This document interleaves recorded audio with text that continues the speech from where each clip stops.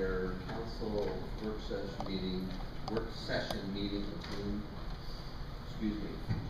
July 2nd. And we're here to have a discussion about resolution number 66-2013. This was a resolution that was introduced by Joyce Ballsby to postpone the enactment for 90 days of the $12,000 wastewater connection fee.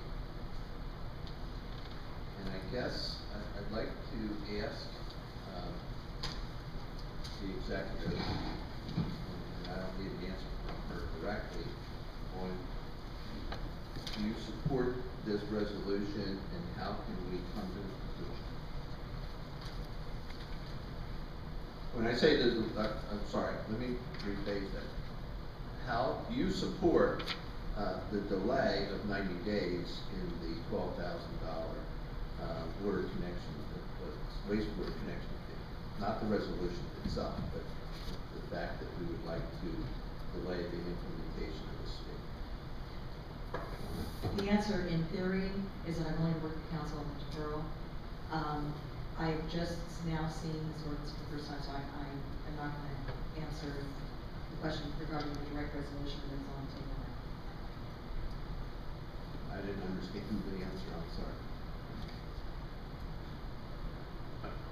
She's seeing this for the first time, she's willing to work with us.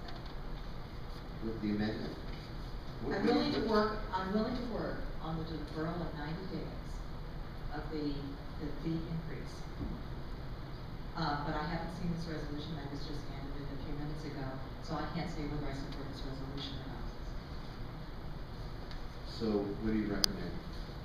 When I say you, I'll jump in first if it pleases the council, Mr. President.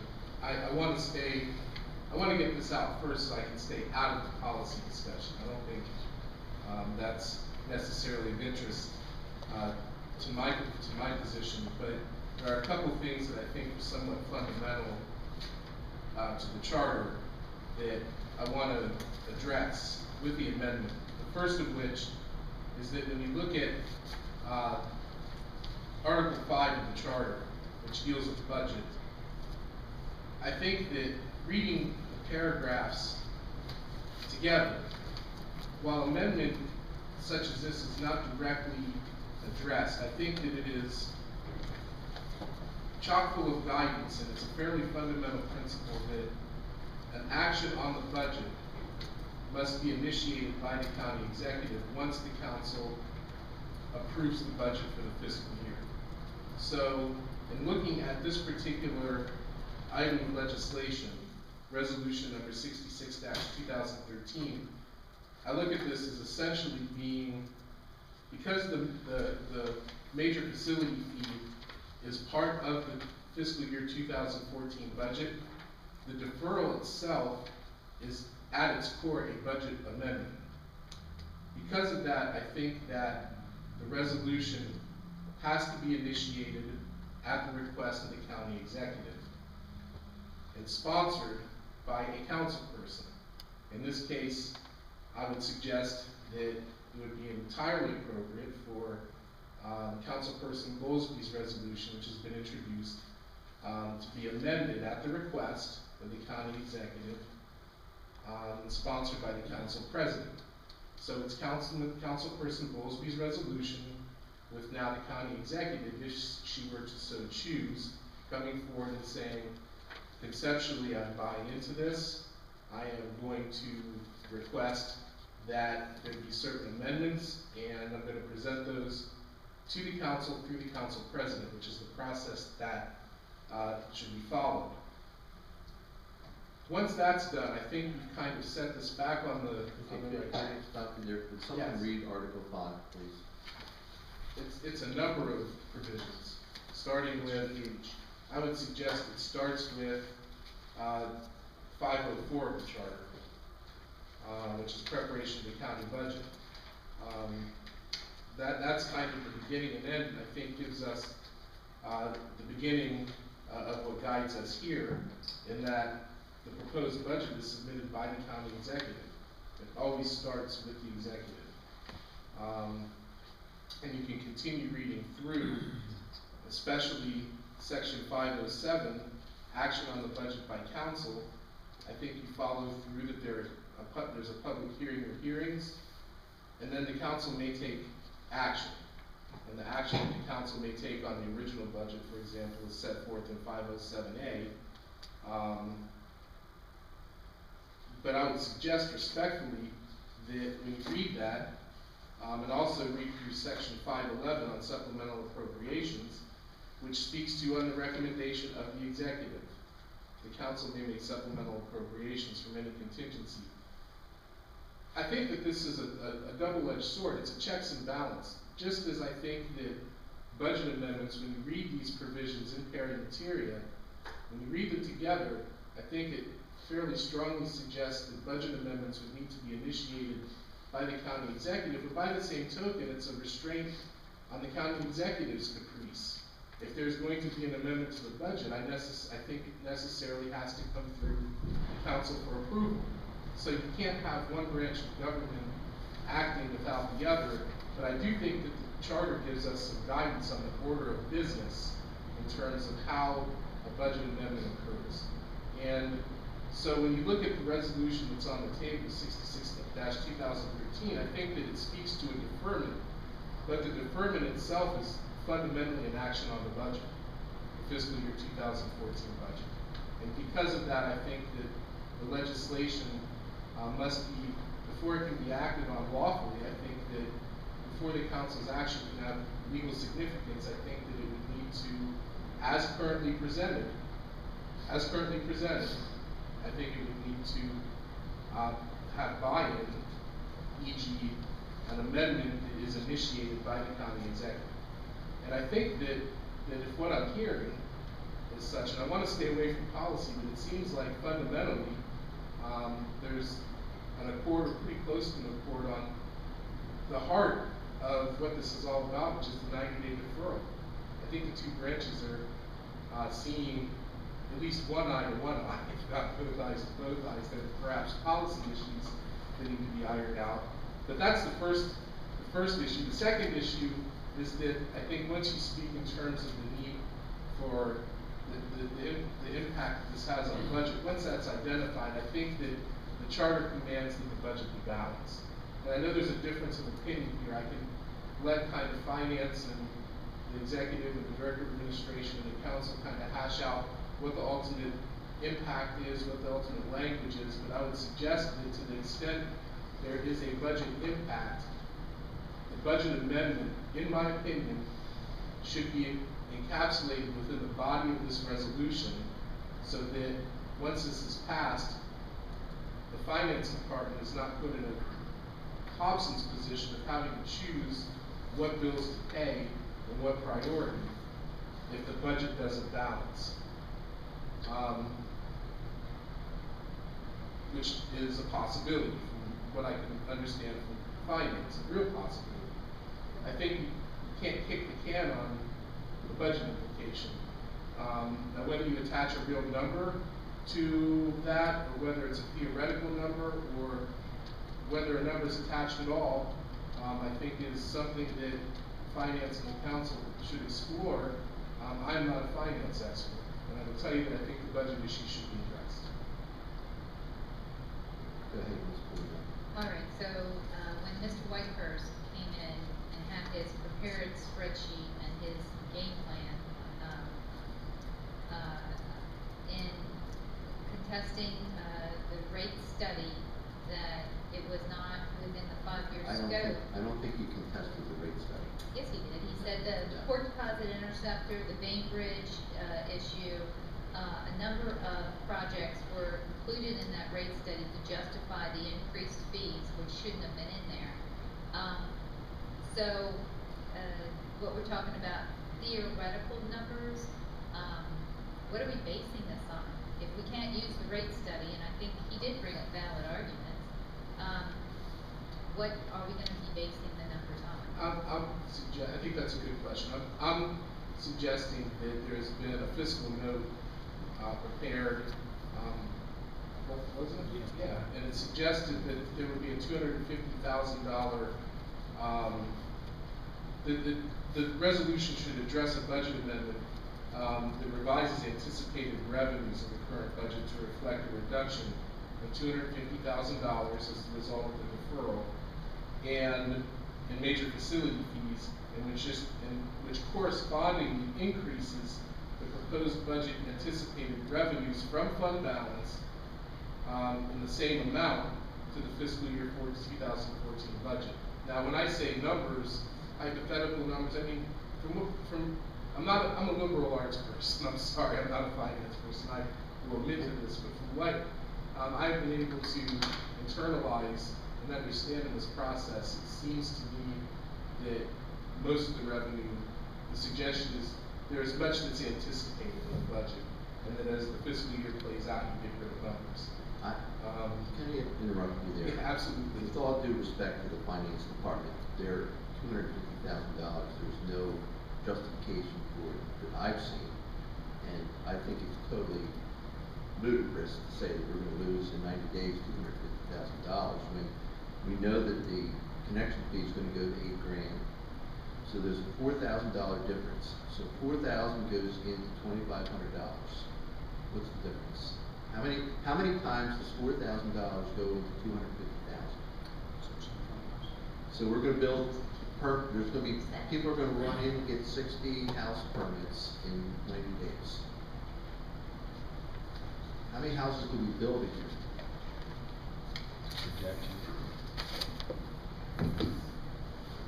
Council President, I'm sure you're familiar with the construction of the budget and the projections that are made in any budget, whether that be projecting future levels of sales or any number. You may not know who that person may be. You got to base that on they may be coming.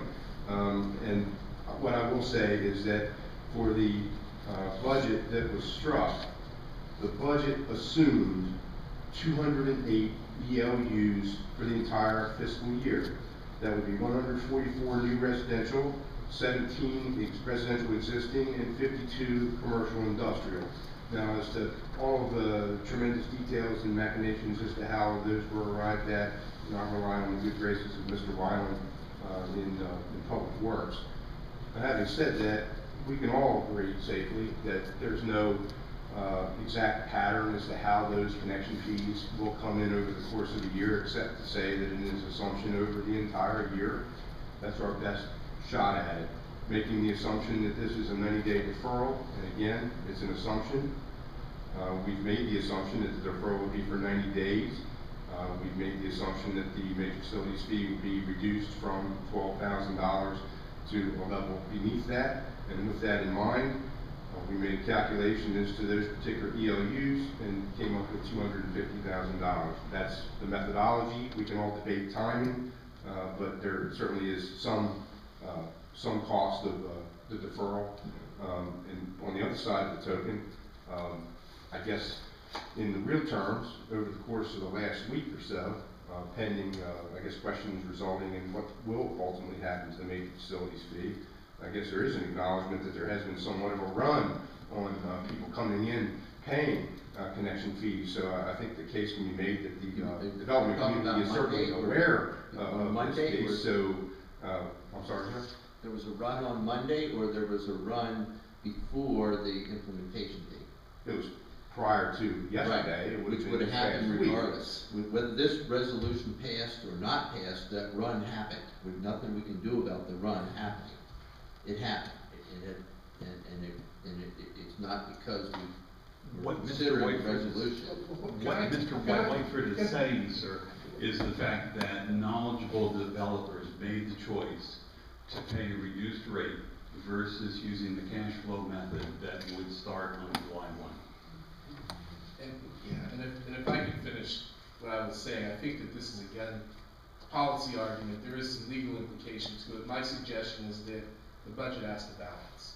I think that this group, the two fundamental things is I think this has to get on the floor for a vote in the appropriate manner in accordance with the charter by coming from the executive to the council. And second, I think that the budget should be addressed in the resolution because I think it needs to balance. What actually goes into that provision is something that is for the policy experts on the council and on the executive side to sort out. I'm going to politely defer on that. Can I ask, you all have received a copy of amendment resolution number 66-2013? Yes. Amendment number 1. If we changed, the whereas starting at paragraph 15 and added your budget amendment to a reasonable dollar amount, would you co-author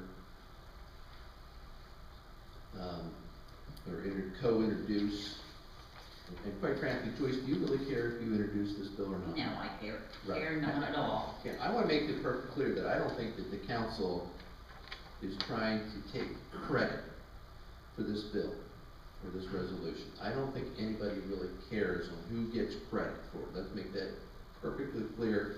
And I don't think Joyce did this because she wanted to get her name in the paper. No.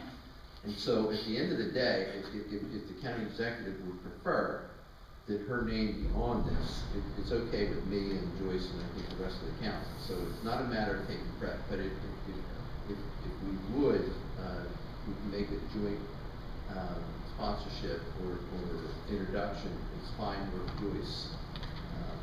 But if you Have your name on it, Robert. I'm sorry.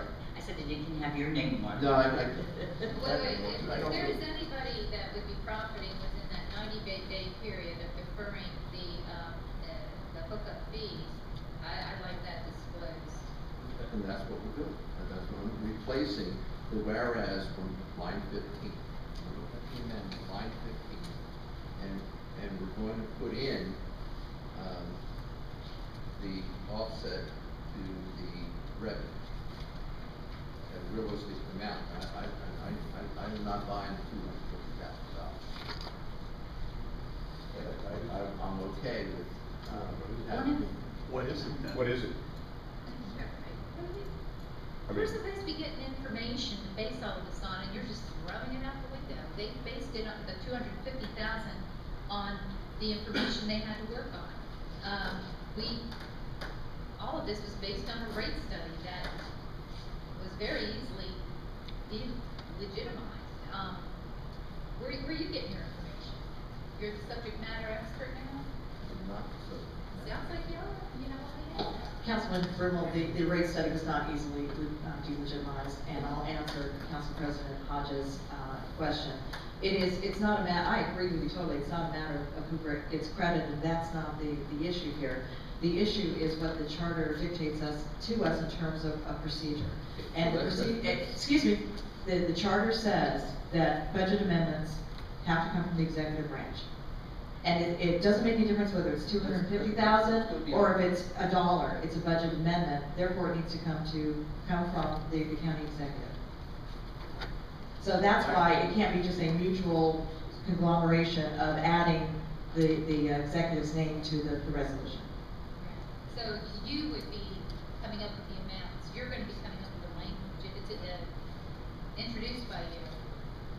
It would be, we've seen models for this, Councilman Rule, that it's introduced by the council president at the request of the county executive. We've seen that format many times before.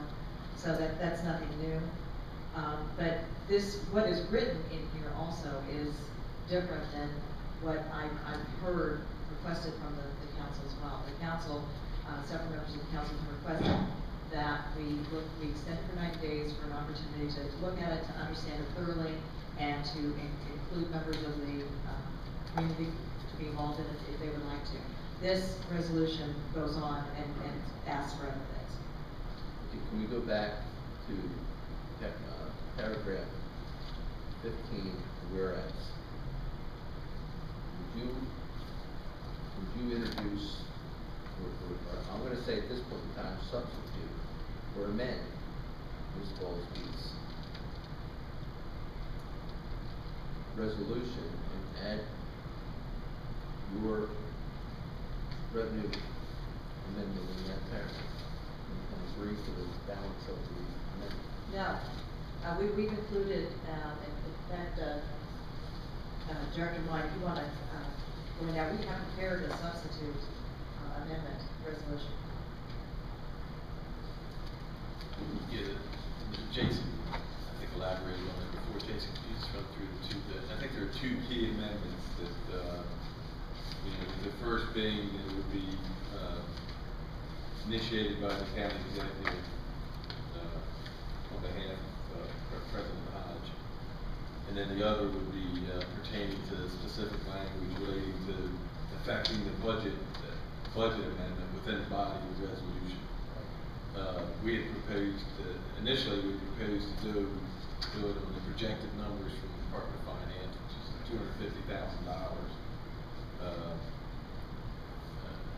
Jason obviously alluded to another approach where we don't, we maybe affect that at the end of the 90 days or some other approach there. If you want to jump in. Why are you asking for a public hearing? I'm sorry. Why are you asking for a public hearing for a budget amendment when we have budget amendments almost every month and there's never, ever been a public hearing? Here's why. Can I address, I'll address that first and then come back to the language. When looking at the order or the process for adopting the budget, the charter contemplates a public hearing. The idea behind having a public hearing in fiscal year 14 on budget amendments has two kind of genesis. One, because there was a transition of government from a commissioner form to a charter form with different requirements in the midst of a fiscal year, the idea was to keep continuity of doing business until the fiscal year 2013 closed. Ergo, no public hearing on budget amendments.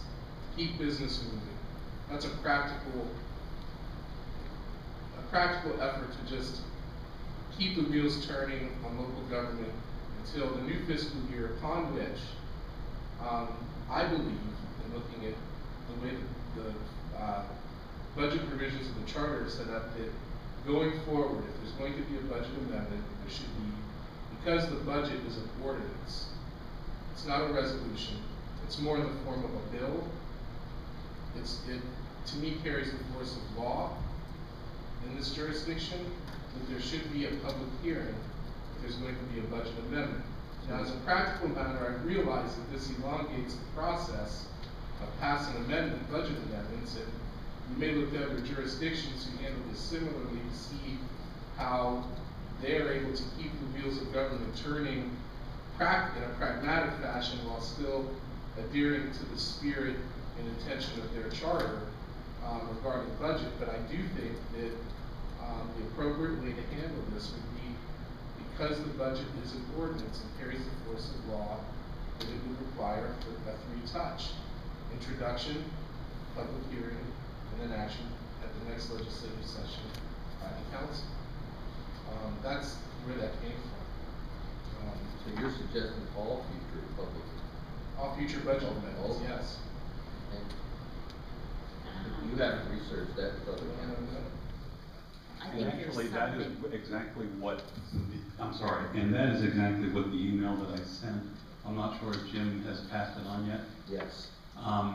But the issue is that when you look at section 504 and 505, it is the introduction section. And then 506 is the public hearing, 507 is action, and 508 is trying to say balance it. And if you haven't, text is where it comes from. When you go to section 511, it says on the recommendation of the executive. What's the original budget? But again, this is all having to do with the adoption of the original budget. No, actually, 511 is supplemental. And supplemental appropriation says on the recommendation of the executive, the exact way that the budget message and such starts. It then says the council may take supplemental appropriation from contingencies, from revenues received from anticipated, in excess of budget estimates, new resources, etc. It uses similar language in emergency appropriations. When it gets into 513 and talks about last appropriations, it includes the words. And appropriations normally is an expenditure concept. But if you look at 513, it also says, all unexpended and unencumbered appropriations in the current expense budget, that is the one approved by council, and or current revenue budget, and that's the projection put forth by the county executive. In 514, remember the capital budget is the current portion of the projection, and the projection is exactly, the capital improvement program is a projection. It is not the force of law. We do not go out and borrow funds against it, but the capital budget is. It says in 514, which is the amendment to the capital budget after the adoption of the budget, upon recommendation of the executive and after a public hearing and an affirmative vote of at least 3 council members. Although the parallel language does not happen all the way through, it looks to myself, and I think to a number of us, that the intention is that the concept of introducing a budget action, having a public hearing, having council take its own actions on it, and then voting on it, and if need be, the tax levy and the rates are part of that action. And if I can come in behind that, I know this is coming at you fast and furious. This resolution 66/2013 was introduced before the fiscal year closed in the spirit of continuing to do business the way business had been conducted during that fiscal year with budget. I have backed off my insistence that there be a public hearing. I think that we can suffer this without that for now. Going forward, I agree that the public hearing is appropriate, but As long as the budget amendment is aspect. as long as there's a budget amendment aspect in this resolution, I don't think we need a public hearing. We can introduce it as amended tonight and vote on it at the next legislative session. I totally disagree about the public hearing, because if we, open this up for discussion, the 90 days is to decide what changes, if any, we're gonna make. And what was being recommended, just by Mr. Whitehurst, is that he believes the rates were too low. He would like to see them increased and the hookup fees low. So, and because of that, the public should have to say. What I failed, and I think possibly it may have been overlooked by other council members, was that the recommended hookup fee of $16,100 was the result of having expenditures that really should come out of the user fees. It's not, they're operational. They are not capital expenditures. But because the user fees have not been raised, or because they haven't been raised enough over the years, we keep taking from the capital expenditure account and probably from the general fund to pay for the enterprise fund of water and wastewater. Unfortunately I wasn't here to hear Dan's presentation, although I did hear from Dan, believe me. But what he's saying is make the users pay what it costs to run the system. Now, I'm not saying we should do that. I'm not taking a statement. I'm just making a statement as to where Dan is coming from. But I have failed to realize that our user fees were not covering operational expenses, and they're not. Right. It may be worthwhile, there were 2 schedules that we put together to try and illustrate where we ended up with the budget adopted by council, what the delay does, and then actually going ahead and saying how the connection fees add in. The concept of connection fees are in part a buy-in of the past, but they are intended to be in part the replacement of infrastructure as it wears away. Let me hand out this one part.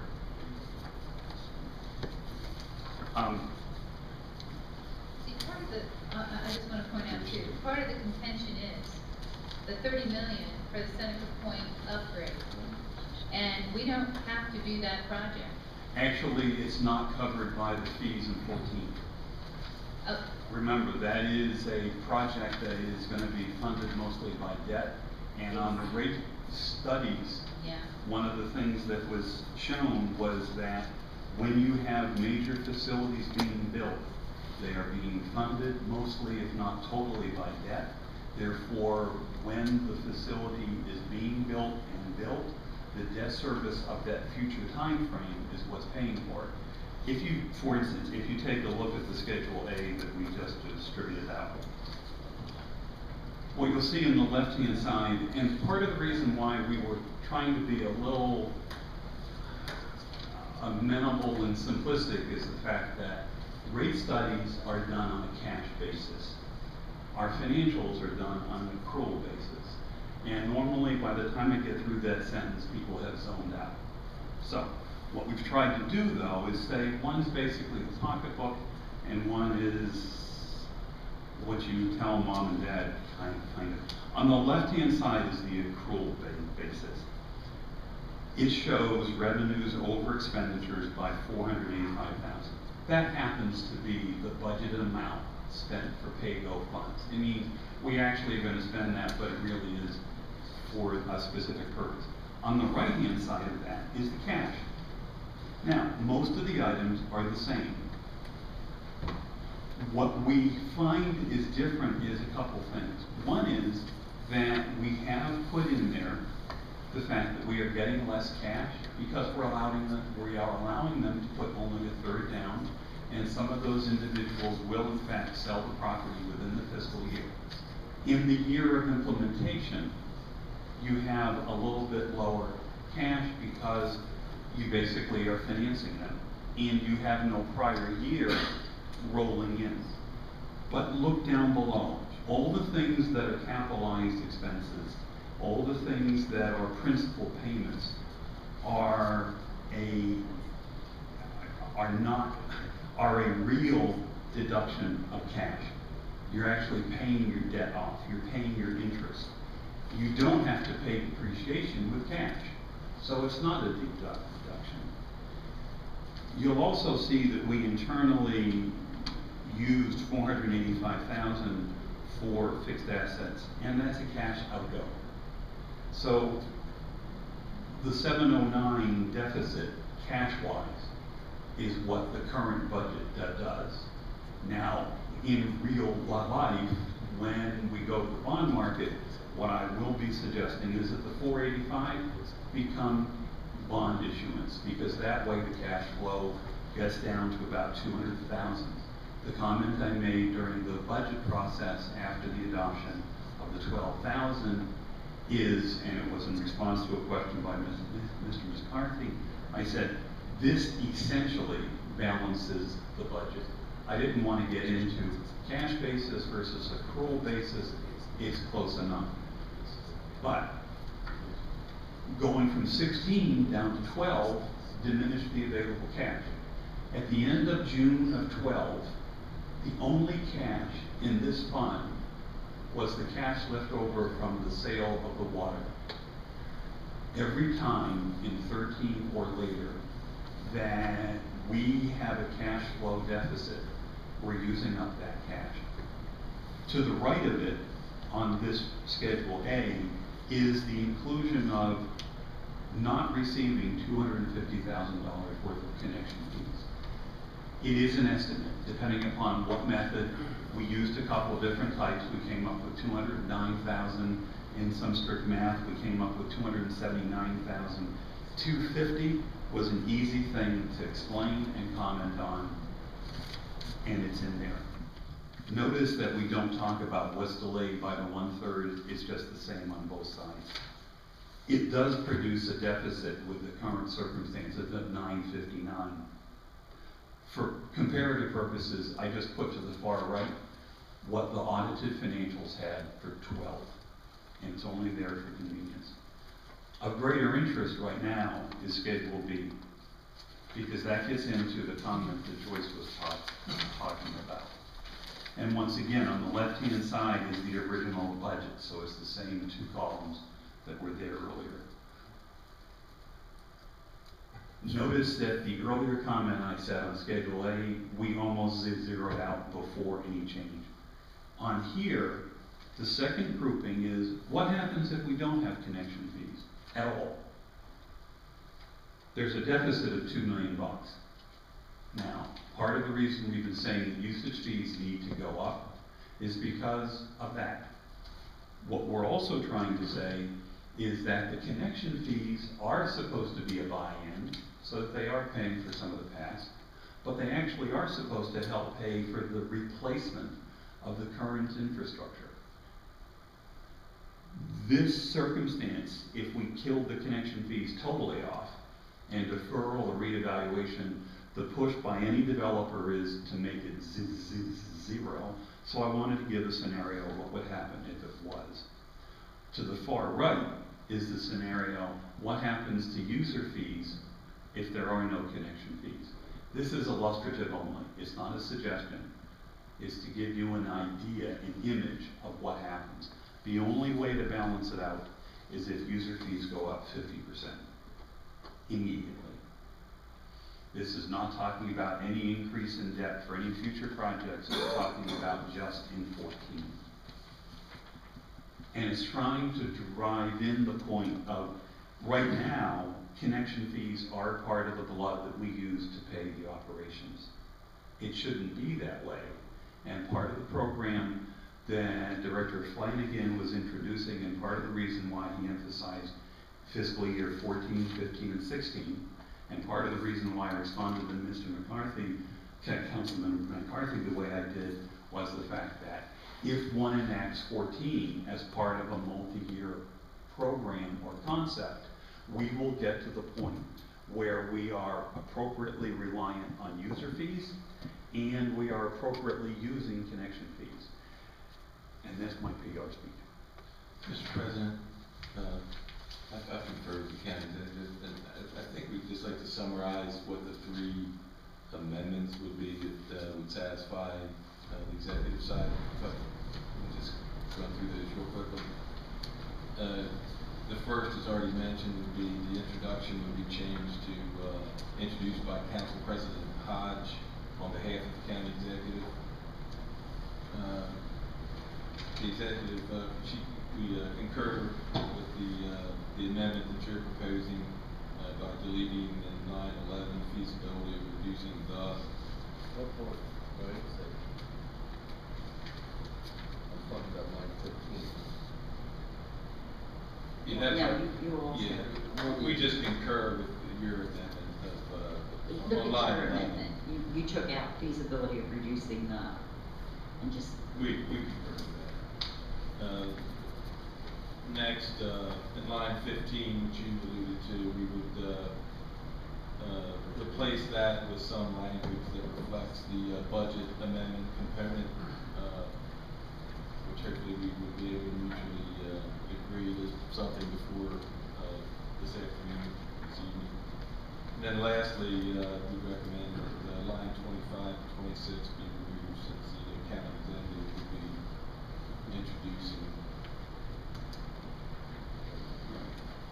And the only way that that line 15 would in the end make sense is if we say that we're reducing it by $250,000 worth of connection fees, and we are using fund balance by $250,000.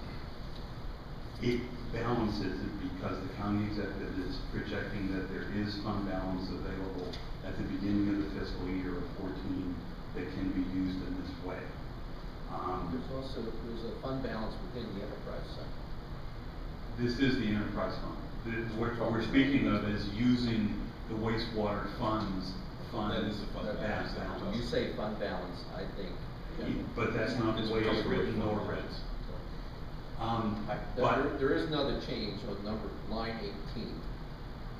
Now therefore be resolved that not Cecil County government postpones, it's Cecil, excuse me, not county council, it's Cecil County government.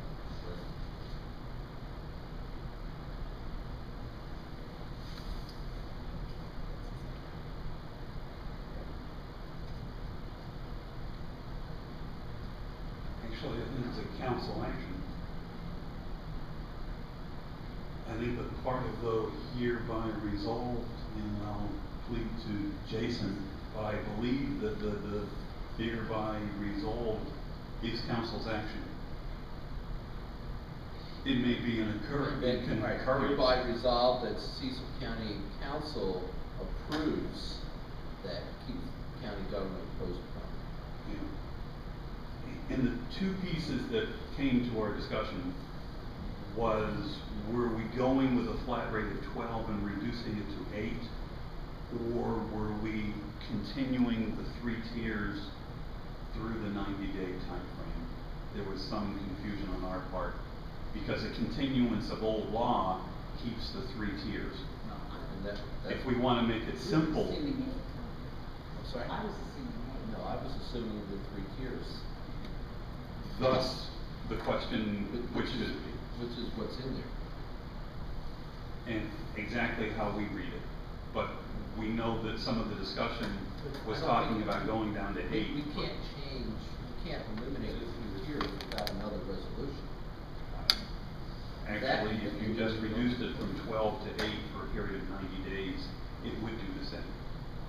No, you can't, in my opinion, you can't eliminate the 3-tier system without a resolution to do that. And that, in my opinion, is significant, and that would require a public hearing.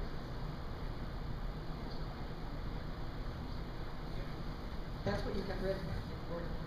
Okay. I am only looking at the amended version. Right, okay. Amendment, resolution, amendment number 1. Right. It says in line, get it right. New residential is 8, existing residential Line is 21. 3,500. Line 21, residential, 8, 3,500, commercial, industrial. Right. That's a 3-tier system. That's That's what the old law said. That's what 2/3, Right. that's what it was supposed to go to until we changed the fiscal year 14. That's what it's staying at for 90 days, right? It was, that we're not making changes in it. Right. And if that's wrong, Jim Massey's in trouble, because I asked him specifically, that's what it was. So, without the fiscal year 14 budget adoption, these are the rates that were applied. Yes. That's what I'm Yeah, proposing. in fact, that was a schedule I'm looking for the benefit of here. Scott had a sheet showing that originally the 3-tier system was changing on January 1 or July 1 of 14. Of July 1 of 14. Right, so if we continue the current system, essentially what that clause is doing is continuing the 7/112 rates for 90 days, yes. And that actually was part of the consideration of the 250,000 estimate that we made. Was So the this rates are action. still going up. Yes, they were July of $6,000. 2014. Well, this The old delays rates the is- going up wait a minute, for wait a 90 minute, wait a minute, days. Wait a minute, correct me if I'm wrong. In 2012, the rate was $6,000. On January 1. It increased on July 1 of 12. That's right. Yeah. And that's what we're agreeing to, that there will be an increase in the rates. For the July 90 1 of for the 12. 90-day 12. period. Of 12. It was of last year. $8,000 12, this this year. 13 It's year. No, Was it $8,000? this year is the future year. As As of of the- fiscal, as of fiscal July year. 1st, 2012. That's Yeah. right, it would be 14. If we didn't do anything, it was gonna go from 6 to 12. It did. No. In the prior. It did, okay, it did, it went from 6 to 12. For 90 days, we're trying to say No, it's it went gonna go from to 8 8. to, it went from 8, 3.5 and 3.5 to 12 as of Monday. I got that. Okay. I'm saying if we postpone the 12, Right. we allow the previously approved adjustment to go into place. Robert, they're saying it's been in place for a year. Yeah. Yeah, that's all we're saying. See on That's line what they're saying. twenty-two, where you say It wasn't- residential It is wasn't new. You're six, it was suggesting to eight. me that the commissioners, who, I thought the commissioners previously approved an increase over time. Yes. And there wasn't one scheduled for July first of 14, or 13. That's correct. There was not one scheduled for July first of 13. That's correct. Right. There was not. Okay. Yeah, I thought we were But on doubling the line hookup fee. 22, your comment I thought we were existing doubling the hookup fee from 6 to 12. applies to the 8,000 as well. Isn't that what we voted on? Yes. But we're postponing that, but the rate that the commissioners approved was that in 2014, on July 1st, 2014, the hookup fee would go from 6 to 8. That stays in place, because that's the previous law. I thought we were told that there was no more increases in place. Yeah, wasn't aware of that. Okay, I'm gonna ask Joyce, the executive staff has proposed to change the introduced by. Yes, They've proposed in, the whereas under line 15 to install a reduction in the revenue and offset it with a, reduction or a decrease in the, general fund. No, No. a use, Enterprise Increase in fund. the right, enterprise a fund use of balance. fund balance available Fund of balance. 250,000 of the Okay. wastewater. Line 18 is to, we need to reword that because in my opinion, so we're gonna say that the county council approves the county government postpone the rate increase in wastewater yes. facilities. And we're taking out line 25 and 26. Yes. I'm okay with that. Now, in the opinion of the county executive, can that amendment be approved tonight? I would defer to the county attorney. In my opinion, I'm okay with it as long as it meets legal status. I think it's been introduced. I think that if you follow how you've been doing your resolutions all throughout, fiscal year, I think that yes, it would be right for a vote this evening. And As I think amended. you've contradicted yourself, Jason. This is, what is today, July 2nd, a day after we're in our new, fiscal year. These are resolutions. I introduced it It's- in June. It's a budget amendment, and I think it does deserve a public hearing. I think, two things. Number one, I don't think there's any significant change in the original resolution. It is substantively the same. Right. And I think that, you correct me if I'm wrong, but I think Jason was kind of backtracked on his comment about hearings on budget amendments. No, just At on least, this one. at least for fiscal year 2013, which is So you your reserve, last you item. reserve the right to change your mind on the future budget year. I want to talk about that. Well, I'm willing to hear all input on that Like- before I make a, in, before I get out. Well, we'll my talk about stub that, tablet and let's start talk about carving. that later. Let's talk, because I have a strong feeling about that, and I don't want to talk about it right now, but That's that's a fine. subject for another day. But we're talking about this resolution, and I guess I'm going to ask Joyce if she would allow her resolution to be amended or changed or substituted. Yes. Do you have any questions? I have a number of questions. When this 90-day period is basically expired, what do we intend to do? Does anyone have any solutions? with no to this further issue? action, it'll be imposed the 12,000. Right. Okay, but the thing is do the people want it to remain at $12,000? I have personal feelings on this. I would like to see the cost to provide these services be reflected in the bills paid by the services. So that would solve one of your issues. I do not think that in this case that we should withdraw money from the general funds every single year to fund what it costs to run these facilities. Is there any comment or discussion about that one aspect of this? The fund balance is from the wastewater fund. In reality, there is approximately, well, there was as of July 1 of 12, about $2 million of cash left over. Part of it probably has been used up during 13. I couldn't tell you as of today how much this specifically has. It has not run out yet. But if, for instance, the connection fees were revised or this deferment was continued, the likelihood that during 14 you would run out of cash and have to borrow from the general fund would be almost certain.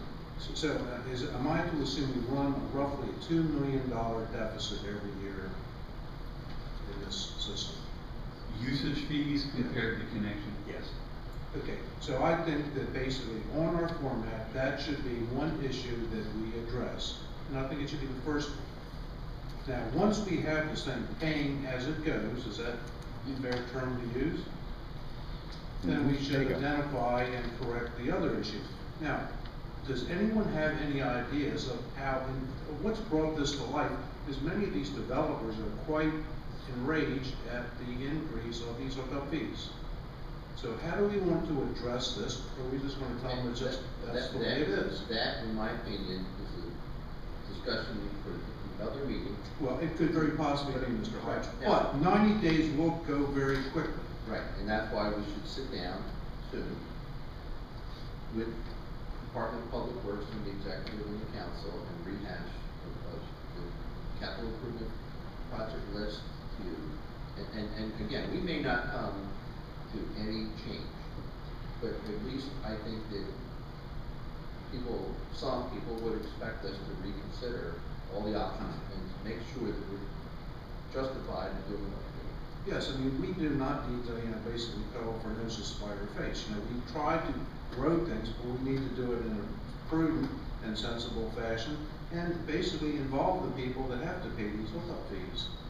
So they can see. I mean, what we're looking at now is we're looking at a system which has not been properly funded for years, if not decades. So that's a big issue. Yes, sir. And we need to let the citizens know that we're not doing this because we're trying to steal the money, but the state of Maryland has mandated that we basically keep these systems operating properly, functionally, and stay ahead of the time. So that's why we have to raise these rates. So how are we going to get this money in a fair, sensible, and prudent way? And I that's think what we we need to investigate that discuss. right away, not put this off. And that actually was part of the rate study and what Mr. Flanagan was introducing for 3 years. The issue of the Northeast plant and such is really a sideshow because most of that will be paid for in years 4 through 20. It'll start whenever it starts up, whenever we start to incur the debt. But because in the rate study, it's that there is not the cash that's spent on day one, the rate study and the rates that support it are paying the debt service. So the connection fees right now are not paying, and that's why the argument about we're paying connection fees for some future. Connection fees aren't. We're not there yet. We haven't even paid our current bill. I was looking at, now we have on the ethics website, the expenditure to every month. And DPW has, the Seneca Point, it says for, upgrade for ENR. It's significant every month. That's what they have itemized. That was the engineering and development costs, yes. And, but For- those expenses are in part paid for by bonds. It does not, in that same information, we do not disclose, it's an expenditure report. Well, I'd like to We know- do not disclose the source. However, it is part of the financial system that we showed you in accounting. So in the munis side, we can have another special training to show you how you can look that up. Well, if you could just email me and tell me how much of the expenditures, I think it was for 2 or 3 years, every single month, significant. It's one project account, yeah. Yeah, and you're saying that the Seneca Point expense, see, I'm saying it's already started, the engineering. We've heard Mr. Flanagan say that, but you're saying the significant costs are gonna be 4 to 20 years out. The rates are paying on a cash basis until we actually pay for the bonds that pay for it or the interest that pays for it. there's no funds expended. Okay, can I expect the county executive staff to revise the resolution and give it to Jim for distribution as soon as possible? We'll work. I'll work with Jim on that. And Jim, you're gonna set up a meeting with the executive and the public works department so that we can start? Talking about this. Yes. I didn't look at this resolution as decreasing the $12,000 hookup fee. I did not look at it, that was the intent of the delay in it.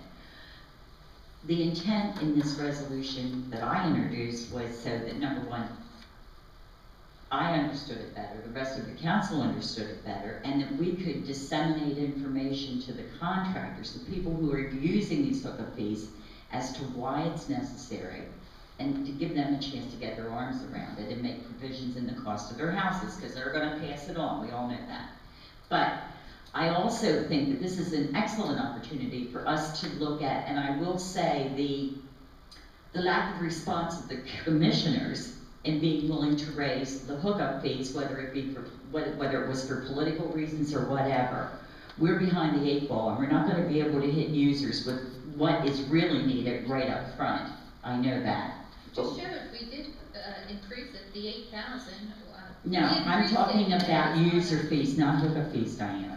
Your user fees are not what they need to be to cover the operational expenses of the water and wastewater. They were increased. Not enough, I evidently. say they weren't increased. That they were increased, but not enough. I mean, we're running deficits every single solitary year, and we've probably done it for how long, Mr. Robinson? The suggestions back in the early 2000s and before, I'm sure Craig could say, the intention was that versus shocking folks with increases every 3 years of 50%, the intent was that if you increase things essentially according to CPI or some measured response each month, people build it into their budgets. If you shock them, it's harder to vote for. It's also harder for the customers to pay for it, which is the reason why a considered approach, and that was also part of the reason why Director Flanagan was trying to emphasize that 14, 15, and 16 do interrelate, and it's trying to get us proportionally to a good spot. All right, is there any other items we need to discuss for our work session? There's been a resolution, that the majority on the council has decided no public hearing is warranted, correct? Correct. I disagree. All right, we have a motion to adjourn. I'll move to adjourn. And I want to thank the county executive and your staff for coming down and getting through this with us. Thank you. Okay.